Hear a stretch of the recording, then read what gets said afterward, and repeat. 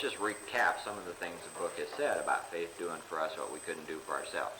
See, we learned that the real alcoholic suffers from an allergy, which makes it impossible to drink alcohol or do drugs safely, and from an obsession in the mind that condemns or dooms that alcoholic to repeat the drinking that he or she can't do safely. That's why this is fatal. Okay? And there's no way out of that. That is a hopeless situation. See? So we admitted we were powerless over alcohol and that our lives had become unmanageable as a result of being in that condition. See, what did faith do for us that we couldn't do for ourselves? Step 2, we came to believe that a power that's greater than ourselves could restore us to sanity. In other words, remove the obsession. It doesn't say make us perfect. It means restore us to sanity. So that's the first thing we learned. Now, in order for that to occur, see, we then had to get into this 12-step program, and when we got to step 4, we started talking about resentments, see, where we had to admit, once again, see, that we were powerless, see, over these resentments, but these resentments will get us drunk. And then the solution presented was that faith could do for us what we could not do for ourselves, so they gave us a course of action, see, which had as its basis a reliance on a power greater than ourselves. And we got into the fear part of the inventory, see, and they asked us a few questions, and if we're honest with ourselves, we find out we're powerless over the fear, see, that we can do nothing about it, and then they presented a solution which had as its basis a reliance upon a power greater than ourselves. Once again, faith doing for us what we could not do for ourselves. And we got into the sex inventory, and we took a pretty thorough and honest look at that, see, and had to answer a question: what can we do about this? And the answer is nothing. We're powerless over this too. And then they presented a solution which had as its basis a reliance upon a power greater than ourselves. Okay? So once again, faith could do for us what we could not do for ourselves. Okay? So here in this sentence it says, in this book, not somewhere else, in this book you read again and again, see, that faith did for us what we could not do for ourselves. Okay? So we hope you are convinced when? Now. See, not later. We hope you are convinced now that God, however you understand God, can remove whatever self-will has blocked you off from it. See, and at this point, we ought to be pretty clear about the amount of self-will involved in these resentments, and these fears, see, and all this sex stuff. Okay, so we hope you're convinced now that God can remove whatever self-will has blocked you off from Him. If you have already made a decision, what step is that? Step 3. Okay, and an inventory of your grosser handicaps, resentments, fears, and sex problems. What step is that? Step 4. You have done what? Okay, this is not the whole enchilada. This is simply a good beginning, see, in a 12-step process. If you've completed the inventory, you're 1/3 of the way through the 12 steps. You've made a good beginning. And that being so, you have swallowed and digested some big chunks of truth about your dysfunctional family, about the little child within. See, about what? About who? About yourself. See? And that's really true. Okay, that seems to be good timing on that tape.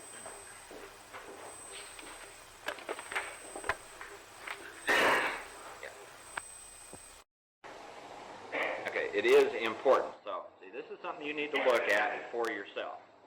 So, it is important that he, now this could be a she, see, be able to do what? Keep a confidence. Let's ask ourselves why that's important.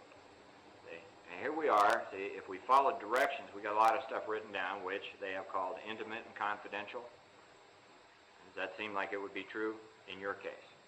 Okay, so here you are. You got this intimate and confidential information, see, which needs to be admitted to yourself, to God, and to who? Another human being. See? And you need to be, 100% honest about all this stuff. See? Can you see that is your need? Everybody beginning to understand that that is your need at this point? See, to do that? Okay, so here you are with that need, and you make some arrangements to do your 5th step with someone that you do not have confidence in. That you are not 100% certain that they will keep your confidence. See, what is going to happen during that 5th step? Yeah, something will be withheld. See, and maybe a bunch of somethings will be withheld. See, if this person that you're doing your 5th step with cannot or will not keep your confidence, if you don't trust them. See? Do you see the importance of this? See? You have to find someone, see, in whom you have enough confidence to be 100% frank, open, and candid. See? That is your need. Okay? If they can't do it, that's their problem. See? Now, this is a problem. You may not know anybody in AA. See? Some of our groups, there are some people, nobody in the group I do a fifth step with. Okay? So, one of the promises in the book, let's go look, back on page 63. 63. Right up at the top. See, they've just told us about the decision about turning our will and our life over to God, that God's going to be our director. And so it says, when we sincerely take such a position, all sorts of remarkable things followed. We had a new employer. Okay? Now, being all-powerful, he did what? Provided what we needed. All right? Now, many of us, when we first read that, when we're newcomers, we're thinking in terms of rent and getting laid and relationships and cars, see, and good weather for our picnic, see. But maybe our big need right at this point is someone we can trust, see, to do our fifth step with. See? Can you see that might be a big need in your life? All right, now, where do you go to get that need filled? See? What decision did you make at step 3?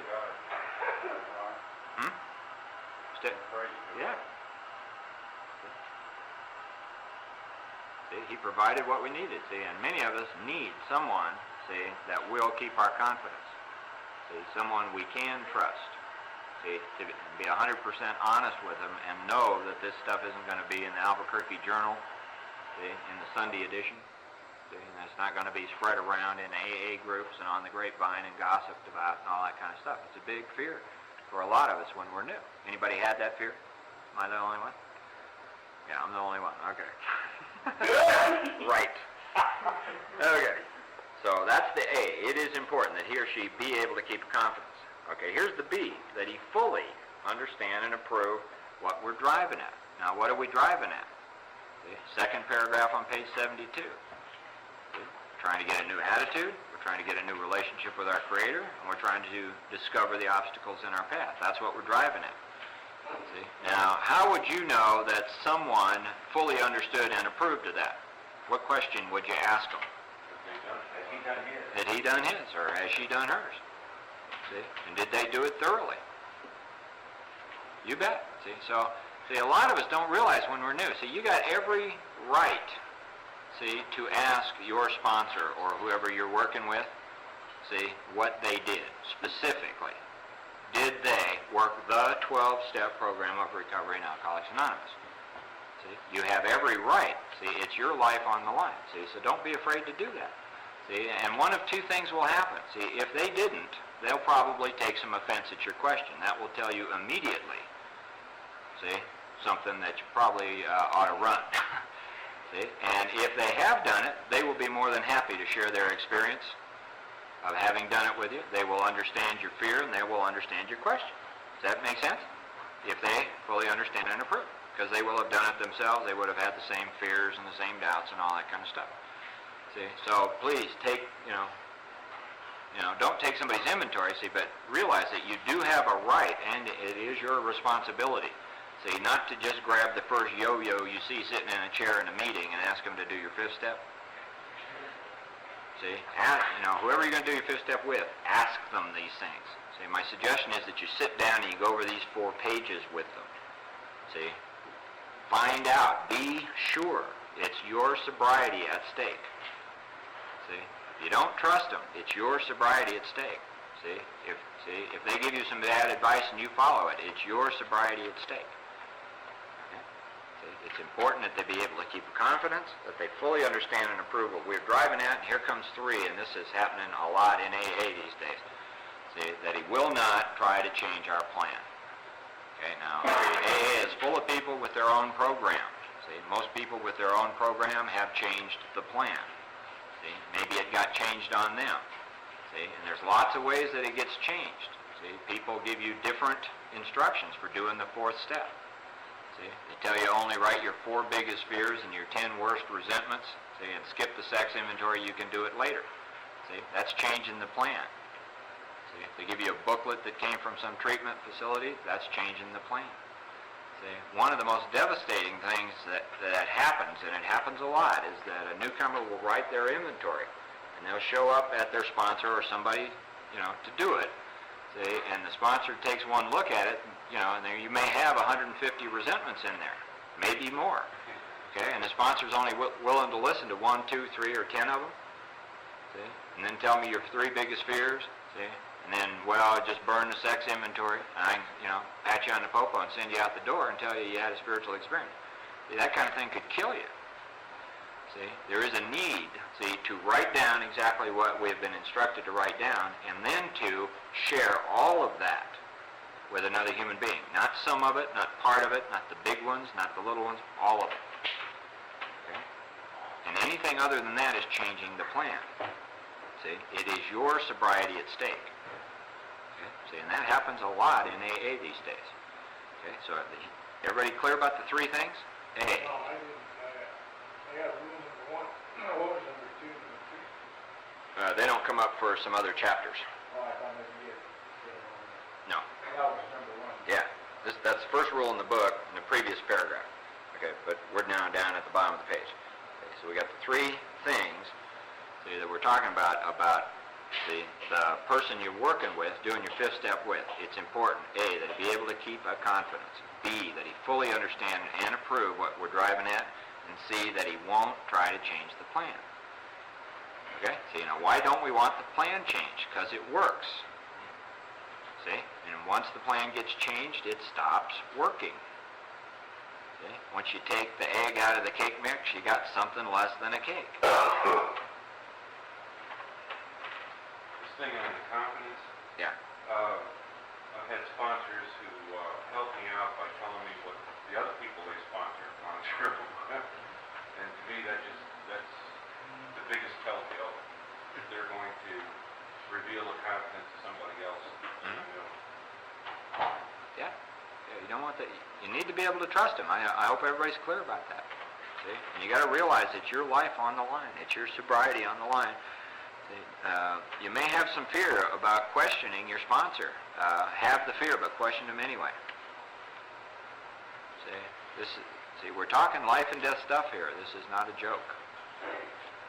See, this is a proven method of recovery from alcoholism. See, and there are lots of unproven methods. See, yeah. Is there a suggestion of sobriety plan that the person has? No? See, Bill did his 5th step with a guy who had 60 days. See, that guy who had 60 days kept his confidence, fully understood and approved what was being driven at, and wouldn't change the plan. Told him exactly what the plan was.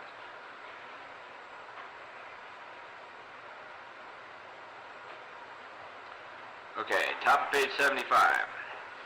We must not use this as a mere excuse to postpone. Well, I wrote my 4th step, but I just can't find anybody I trust. I just can't find anybody who understands. I can't, da-da-da-da-da. See, probably not relying on God at that point. See, my experience is that God answers prayers when I'm sincere. So, if you're having any trouble, so you find somebody to do your 5th step with, start praying. Okay, when we decide who is to hear our what? Story. See, remember, discussing ourselves with another human being. We waste how much time? 8, 9 months? We'll get around to it when we're 5, 6 years sober. They anybody in here ever read the 12 and 12? You ever read step 5 and 12 and 12? Bill talks about the old timers who go get drunk, see, because they didn't do this. See?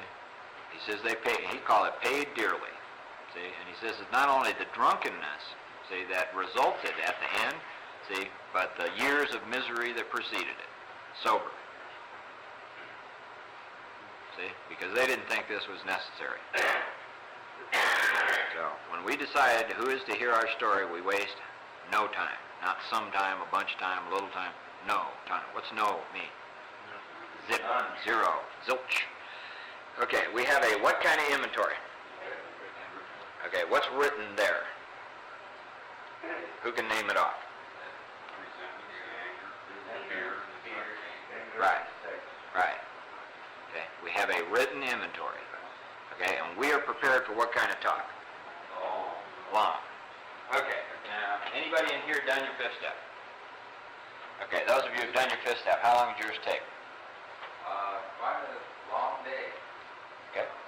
Most of the day? Long number of hours, yeah, most of the day. 10 hours.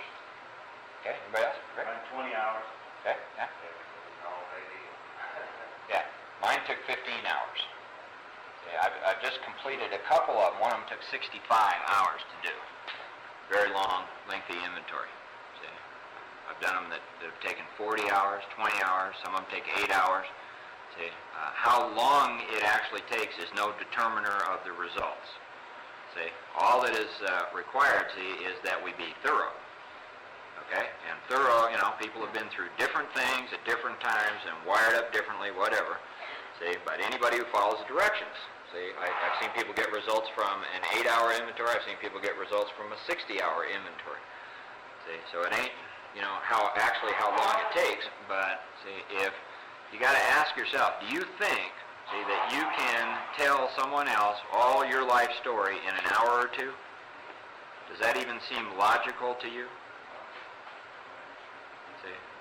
See, that doesn't even sound logical or reasonable when you think about it. See, and yet I hear many people in AA say things like that, you know, that I wrote my inventory on a 3x5 index card. I did with my sponsor over coffee at Denny's after breakfast one day. It took about an hour. See, I'm going, yeah, right. See, can you spell thorough, boys and girls? You know? See, so, you know, you got to take your own look. Nobody can hold a gun to your head, but see, what we need to do is to be reasonable and take a look at what they're saying. See, so we, you know, those of us who have done it can just share our experience with those of you who haven't done it yet, see, that you may be in for a long talk. See, and what happens when I do fifth steps with people, and I do a lot of fifth steps, I listen to lots of them. See, the first thing we do is go over these 4 pages on step 5. Okay, we go over them once again, word for word. Every time it says do something, see, we talk about that. See, and all I do, see, is I agree to start. See, and how long it takes is not up to me. See, it may take all day, it might take 3 weeks, see, to get it all in. See, this isn't something that has to be done in one shot on one specific day. Sometimes that's not possible. I've done fifth steps with people, you know, moms and dads. They got kids and they got jobs, and sometimes, you know, they're busy people with a lot of responsibilities. So we do 2 hours here and 2 hours there and 2 hours over here and 4 hours on Saturday and 3 hours on Sunday. See, and I've gone for 2 months doing a fifth step with somebody that way. See, it doesn't all have to be done at once. You don't have to quit your job and abandon your kids and, you know, any of that. See, but you just need to get started. See, and you need to get started with someone who is willing to hang in there and listen, see, to your inventory. See, so once again, I just want to impress upon you that it is vital, see, that you ask beforehand if that person is willing to do it with you. See, regardless of how long it takes. See, will they let you share the whole enchilada? See, because if they won't, thank them very much and go find somebody who will, because that's the requirement on you and on me. Okay, everybody clear about that? We have a written inventory prepared for a long talk. Mike, when you're sharing that, are you supposed to expect like a reaction from the person, or you're just sharing that and that's supposed to be it? Well, you know, the person you're doing your fifth step with might be able to help you, you know, see some things at certain points. It is, see, that person you're doing the fifth step with, I'm glad you asked the question, is not a psychiatrist, not a psychologist, and is not some kind of spiritual dentist, see, whose job it is to yank the truth out of you. See, if you're expecting, see, this thing called feedback and stuff from that other person, see, you're probably not being honest with yourself. See, the honesty burden is on you when you do your fifth step. The burden on that person is to actively listen to what you have to say. See, that's their job. Their job is not to give you advice, point out patterns, tell you where you're fucked up, see, or anything.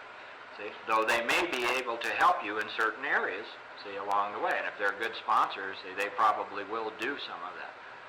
See, but, see, if I was you, I wouldn't go in there expecting a whole lot of, you know, wonderful, enlightening feedback. See, the process itself, the process of sharing it is what is supposed to be teaching you. If you're relying on God, see, you will begin to see what you need to see. See, not because somebody told you, see, what it was. What about the amends? occurred to me is, as a result of this, I have a list of, I think there's some shit, I don't know how to even begin to approach. Right, that's step 8. I want to have somebody, isn't it important to have somebody who's involved in the 5th step that will have the whole story, that when it comes to approaching these situations, can be there to, so Yeah. I don't... That's a great question. Yeah, that's one of the reasons why it's good to work with one person all the way through, because when you get down to step 8 and 9 and you got some tough amends, see, if the person you're seeking advice from has done it themselves and they've heard your 5th step, they're going to be in a much better position to help you find a solution to the tougher amends. So that's a good question. But the flip side of that is a lot of times when we're writing our inventory, we get all weirded out about the amends. See, well, the amends are step 8. See, this is step 4 and 5.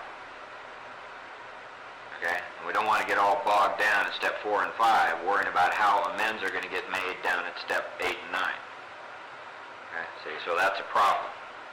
See? Did I answer your question? Yeah. Okay. James, did I answer your question?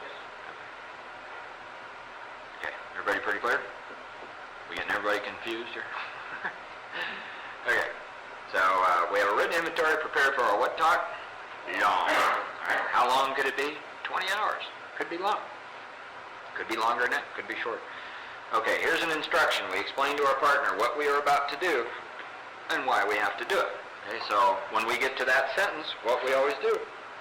See, as I ask the person with the 4th step, see, to just stop and, look at me and explain in their own words, because I'm the partner, what they're about to do here and why. See? In their own words, out loud, boom. Okay, that's what we do, because that's what it says to do right there. See, and that's what works. Okay, so he or she should realize that we are engaged in what? See, you notice how they keep bringing up this doggone point here. See, that this is, for a real alcoholic and a real drug addict, a matter of life and death. We should realize that we are engaged upon a life and death errand. And most people approached in this way will be glad to help. They will be honored by our what? Confidence. Okay. Now, if you put your finger on the word confidence there on page 75 and go back to page 18, go to the paragraph in the italics, a little more than halfway down the page. Read the first sentence and find the word confidence.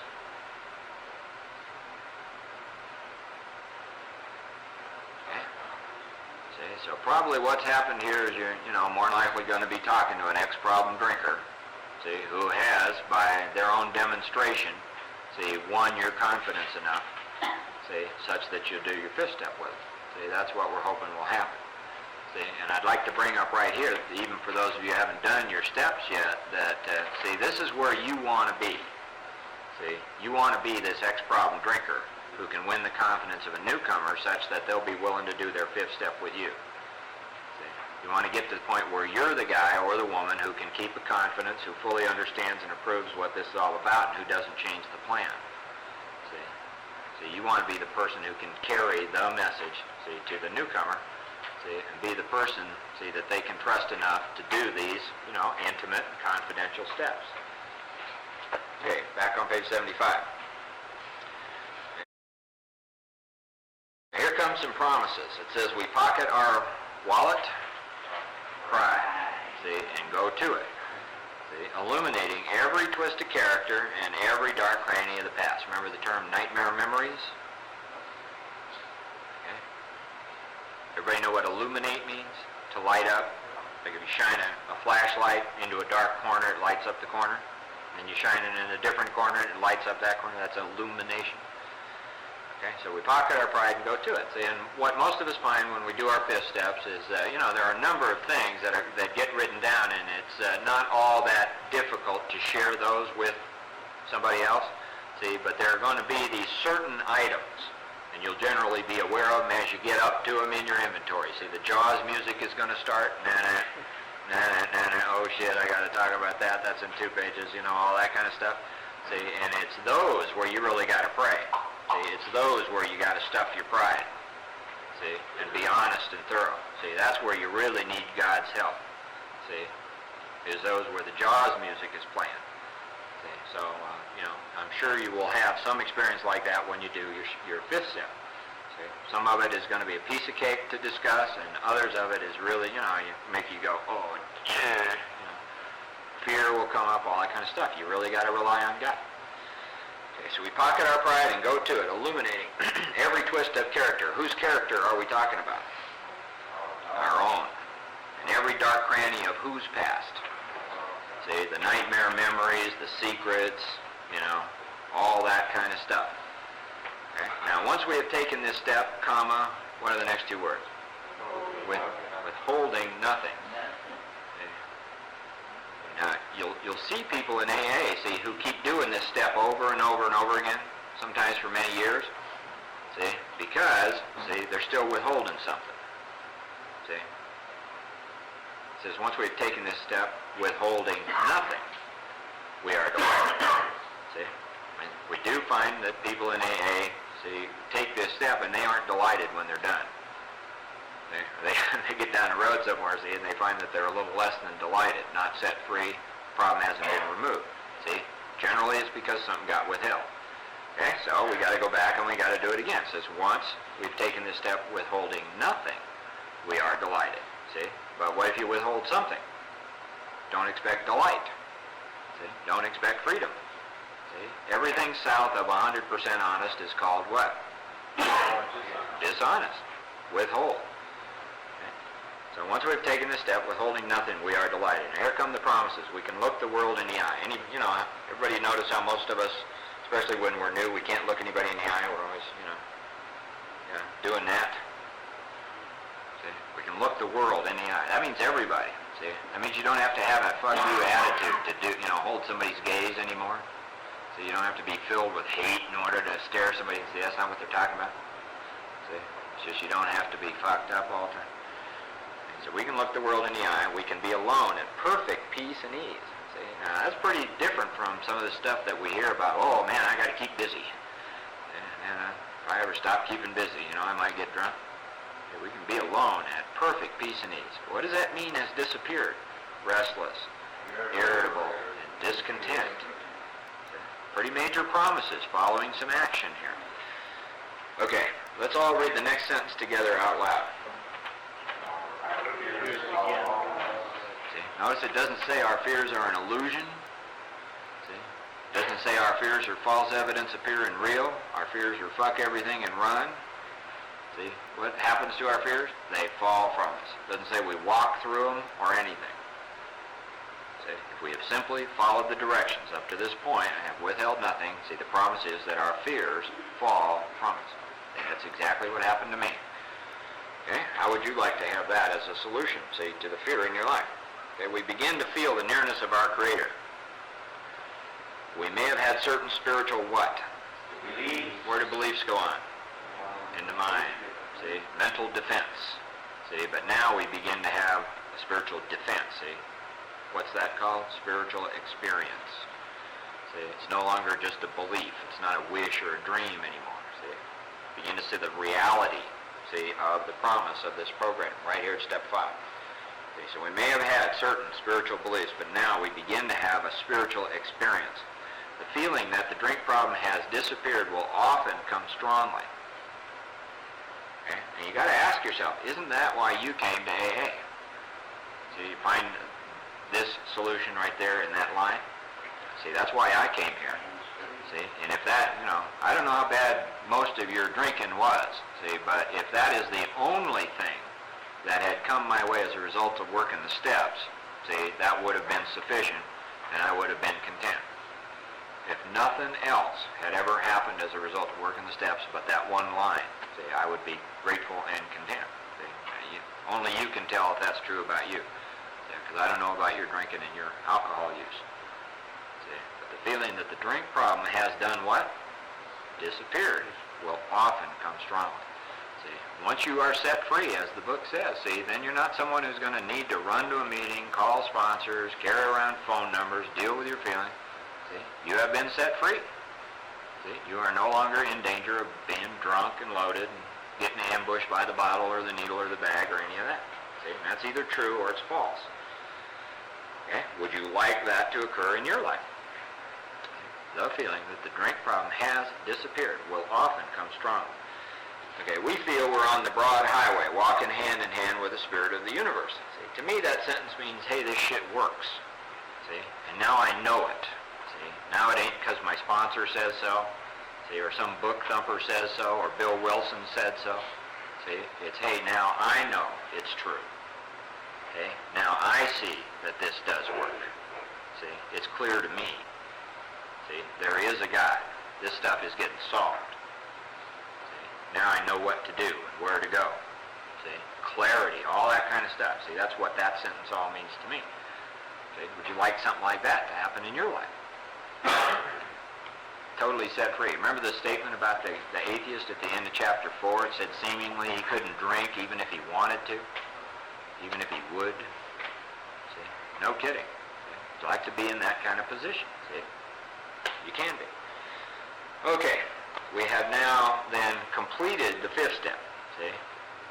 We did our 4th step, we decided who was to hear our story, and we went and did it, however long it took. We had a written inventory, we went through the long talk. See? We illuminated every twisted character and every dark cranny of the past, we withheld nothing. See? Some things should have begun to happen.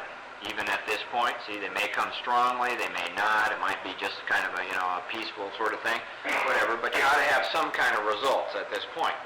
Now, there's one more thing that needs to be done, this last paragraph. This is still part of step 5, even though you've actually completed the discussion with somebody else. Okay, so it says returning home. Now, home for some of us is under a bridge or the backseat of a car. Home for others is an apartment or a house, whatever home is to you. You're now done sharing the inventory. Returning home, we find a place where we can be quiet for how long? Now, clear-cut direction. See, my friend Sean up in Sacramento says it's the only place in the book they give you an hour off. See, and even during your hour, you got work to do. See, because everything else in here is action. See, they're asking you to go home, see, and be quiet, see, for an hour by yourself. And here's some clear-cut things that need to be done during this hour, immediately following step 5. There's going to be a careful review of what we have done. Now, this careful review is not just a review of our 5th step or our 4th step. It's a review of steps 1, 2, 3, 4, and 5. See, up to this point. Okay, now how are we going to start this hour? With a prayer. See, we thank God from the bottom of our heart that we know Him better. See, that's how we start. See, what did we do at step 3? Turned our will and our life over to God as we understood Him. Okay, taking this book down from our shelf or out of your purse or from under your bed or wherever you got it. See, we turn to the page which contains 12 steps. What page is that? 59. Okay, so we open the book, page 59. And now we go through step 1, 2, 3, 4, and 5. Okay. Carefully, see, not carelessly, carefully reading the first 5 proposals. That means steps 1 through 5. Okay? We admitted we were powerless over alcohol. See, that our lives had become unmanageable. Came to believe that a power greater than ourselves could restore us to sanity. Made a decision to turn our will and our lives over to the care of God as we understood Him. Made a searching and fearless moral inventory and admitted to God, to ourselves, and to another human being the exact nature of our wrongs. Okay? That's what we're going to go over, each one of those individually. So carefully reading the first 5 proposals, we ask if we have omitted. Everybody know what omit means? Left out anything from what? Any of those steps. We ask if we have omitted anything, for we are building an arch through which we shall walk, a free man or a free woman, at last. See, and that's what this is about. See, the book keeps using words like new and free. See, and the world doesn't have to be a slippery place, see, for you anymore. We are building an arch through which we shall walk a free man at last. So here are a number of questions that we need to ask about each, see, of these things. Is our work solid so far? See? we can pretty logically assume that God's going to do his part. See, about the removing and the casting out, see, but has our work, our side of it, see, solid so far?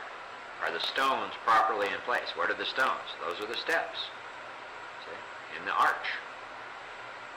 Have we skimped on the cement put into the foundation? Anybody remember what the foundation was? Bill mentioned it, see, way back in Bill's story.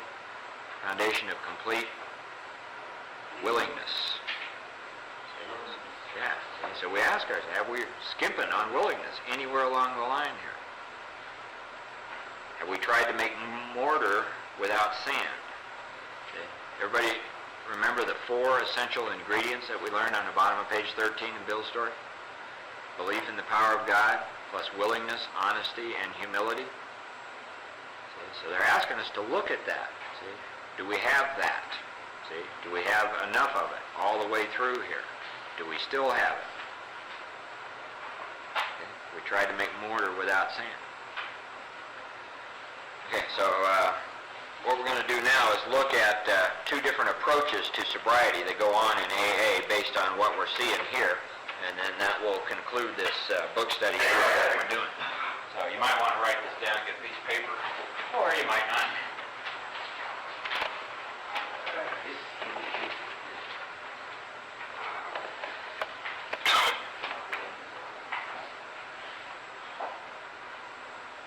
Word I put on the board here is what? Illusion. Everybody know what an illusion is? Yeah, seemingly real, but not. Okay? See, and the illusion that the book talked about that the alcoholic has is of control over alcohol. See, it's an illusion. See, now, when we come into Alcoholics Anonymous, see, a lot of us are still operating on that illusion.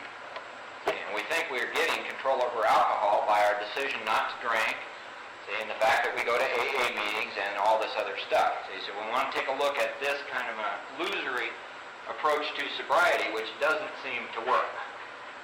Okay, so what does this look like? Christmas tree. A Christmas tree, right. See, so we come into Alcoholics Anonymous. Okay, and we get this Christmas tree. And Christmas trees are nice and they smell good, and there we are. But there's a problem with the Christmas tree is it needs to be decorated. Okay, so we start to decorate our little sobriety Christmas tree. Okay, and generally the first thing we do is add some cliches that look real nice. See, so we start saying, we're going to love you back to health, and no big deal, and get off the cross, we need the wood. See, all that kind of stuff. I'm not on the pity pot, you're on the pity pot. One day at a time, bring the body, the mind will follow. See, the endless kind of cliches and slogans. We put that, see, on here. See, and now we're beginning to have something that looks like a program, aren't we? See, but that's not good enough, so we got to develop this thing called My Program. All right, and we do that by, well, I'm reading the book, or I bought a 12 and 12, or I go to 4 meetings a week, or I'm doing a little H&I, or, I might do a little teleservice. I got a sponsor, and, you get a great big ornament here if you get an old-timer for a sponsor. And my sponsor's got 30 years, all this kind of stuff. Okay, see, and you have this thing that you call My Program, see, and and I empty ashtrays, and I do this, and I do that, and that, that looks pretty good. See, but even around here, that's not good enough. There's got to be some pseudo-honesty to make this look real, see. So we got to have some black ornaments here, see, and the black ornaments are, generally some pseudo-honesty. Yeah, I get some resentments, and at least I'm aware of this stuff today. I lost my job and I slapped my wife, but I didn't drink, see, and I'm doing okay. Yeah, and I'm 9 years sober, but I haven't done my inventory yet, but I'm gonna, and, besides, the steps are only suggested, and, see, and it's all this pseudo kind of honesty, and it blends right in here, see, and it starts to look pretty good, and people start walking up and say, hey, you got a pretty good. They never use the word illusion going on, do they? See? You've got a pretty good illusion going on. They don't say that. You got a pretty good program. I like your illusion. Yeah. Okay, see, so there's still a problem with the Christmas tree, even though it's nicely decorated. See, in order for it to look even more real, there've got to be some presents underneath it. See, there have to be the gifts of sobriety, we call it. See, so I got a job. I haven't worked in a while. I got a job. Somebody over here is, hey, I got my children back. They haven't talked to me in years.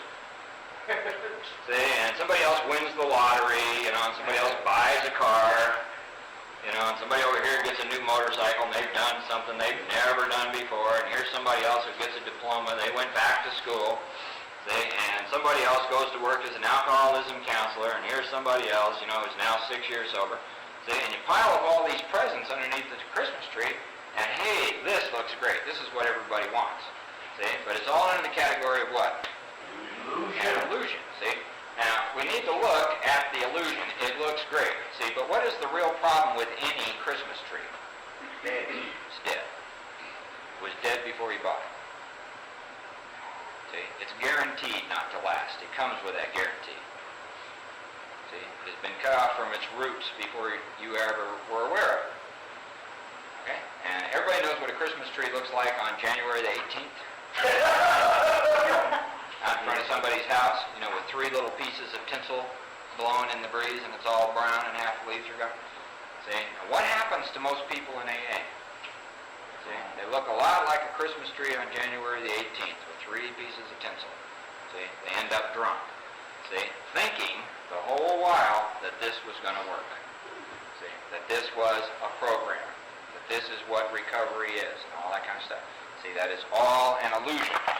See, now if you don't want to operate on an illusion, see, and notice that the illusion is all about control. See, anybody like this in AA? See, I think most of us know people. I have been this way. See, and the illusion of people doing this is they are not going to get drunk.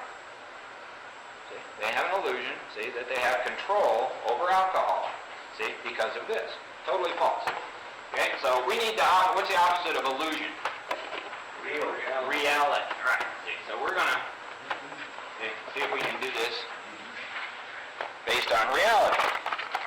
Reality is based on what? Facts. Reality. Okay, so we start with step 1. What is the basic fact about alcoholism? See, it ain't a Christmas tree. It's like this.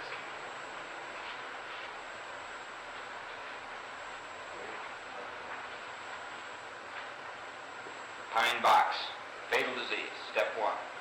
Powerless over alcohol. That is not an illusion. This is a fact. See, this is the reality of the condition I'm in when I come to Alcoholics Anonymous. See, it's not a joke, it's not a game, decorations ain't going to help. See, this is a deadly, fatal disease. If I can take step 1, if I can admit that to myself, I can then begin to find a solution where? Step 2. See? And that is the miracle of Alcoholics Anonymous. How does that work? Take the same tombstone.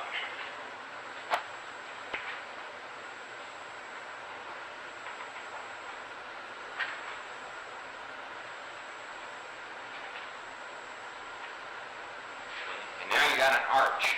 See, and this is the triumphant arch through which the alcoholic really, see, is going to pass to freedom, to be set free, see, from the thing that brought him into Alcoholics Anonymous. Okay, so if you look at the arch and the way I drew these lines here, see, you can take 5 pieces of stone and cut that way, or pieces of wood, and you put them together, and they will stay that way, even without glue or cement. See, and that's one of the engineering marvels of the arch. Okay, see, if I took a great big crane and came down here and just grabbed number 3 and pulled it straight up in the air, what would happen to 1, 2, 4, and 5? They'd be gone, see? And that's why you see so many people who are repeatedly doing the steps collapse. See, what's wrong? Anybody know what that stone is called? Keystone. Keystone. Let's go back to page 62. Last paragraph, find the word keystone.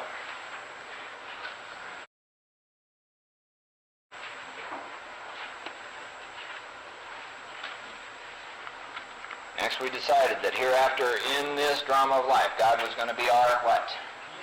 Director. He talks about He is the principal, we are the agents. He's the Father, we are the children. Most good ideas are simple, and this concept was the what? The keystone of the new and triumphant arch through which we pass to what?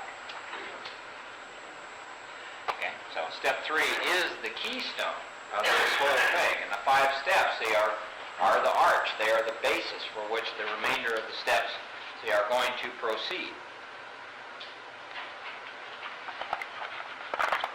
Okay, see, so now we got a path that goes through this arch. Over here you see steps 6, 7, 8, 9, 10, and 11. We'll draw them that way.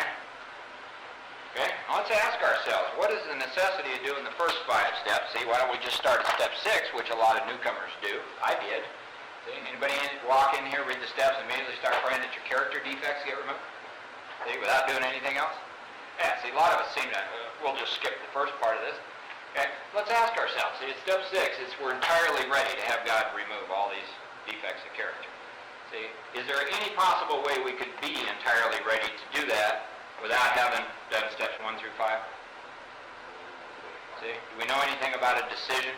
Have we come to believe in a higher power? See, have we admitted our own powerlessness over all of this, our own inability to change ourselves?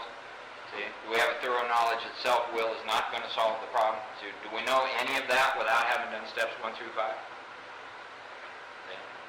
See, is it possible for someone to be entirely ready without having built that foundation? I don't think so. See, there may be some rare Jesus Christ kind of guy or woman somewhere, but see, I think for most of us average alcoholics, that's probably pretty impossible. Step 7, how could we know anything about humble if we hadn't done this? See, would we have any clue what humility was? See, to us it would just be a word. See, would we know the difference between a defect and a shortcoming? Would we know what our defects and shortcomings were if we hadn't built the arch? See?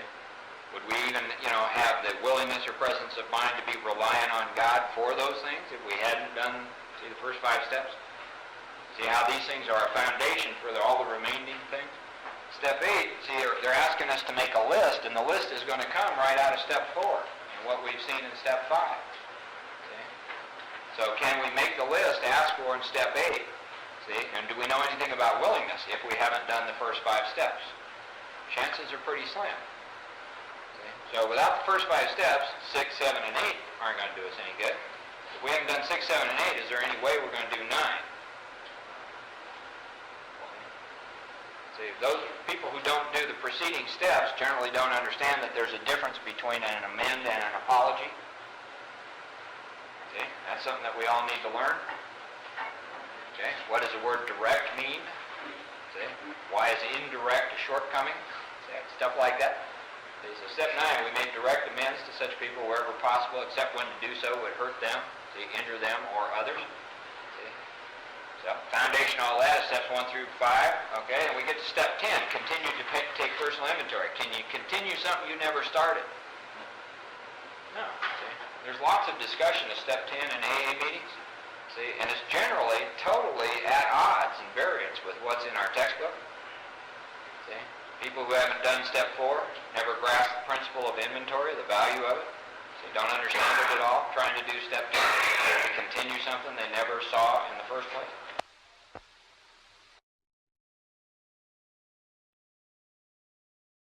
You get this done. Okay.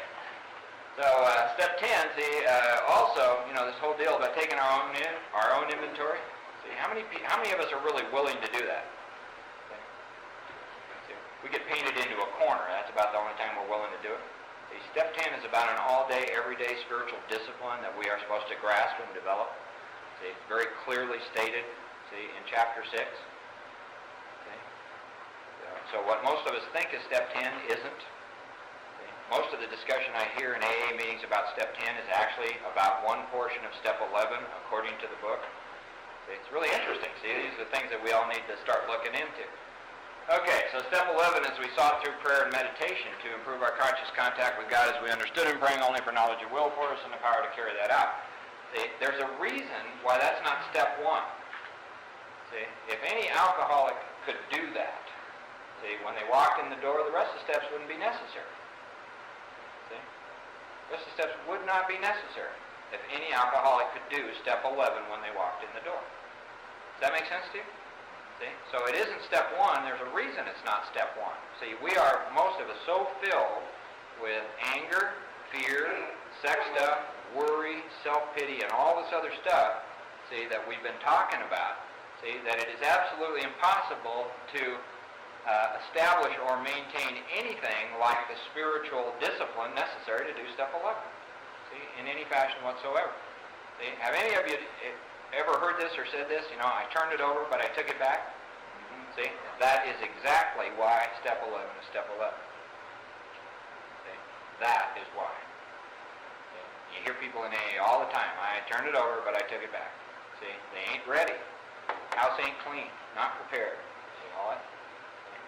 If this worked for an alcoholic, that would be step one. See, if a real alcoholic could do that when they came in here. Okay, so now you got someone who didn't do step 1, 2, 3, 4, 5, 6, 7, 8, 9, 10, or 11. See, so they're over here with a Christmas tree. All right, now where would you rather be when the wind starts blowing? See, would you rather, everybody know how unstable a Christmas tree is? See, when the wind blows? See, or would you rather have this holding up your sobriety? It's going to be one or the other. See, you're going to have an illusion or you're going to have a reality. See, now people with Christmas trees, see, who haven't done this and don't understand it, see, and I used to be one my first year in AA, see, they carry a message. All of us carry a message. See, just anybody who is in an AA meeting is carrying a message. See, now it ain't the message, see, but it's their message. See, and this is the message of people who haven't done this and don't know what it's about. See, it goes like this. No musts. That's where that comes from. See? This is an illusion. See? There are musts. Anybody can find them in the book who looks. That's a fact. See? So sobriety is based in Alcoholics Anonymous on knowing the difference between the true and the false. See? What's real and what's an illusion. See? What works and what doesn't work, all that kind of stuff. That's why as we've been going through this book study, see, I'm asking you all to look at your own experience, look at your own book. See, find the facts for yourself, check them out for yourself. See, it's your life that's on the line. See, I've solved my problem. See, that's just a fact. I'm not ashamed of that. See, that's why I came here, to solve the problem. This is how I solved the problem. 12 steps. See, so it's solved. So I don't have to solve my problem anymore.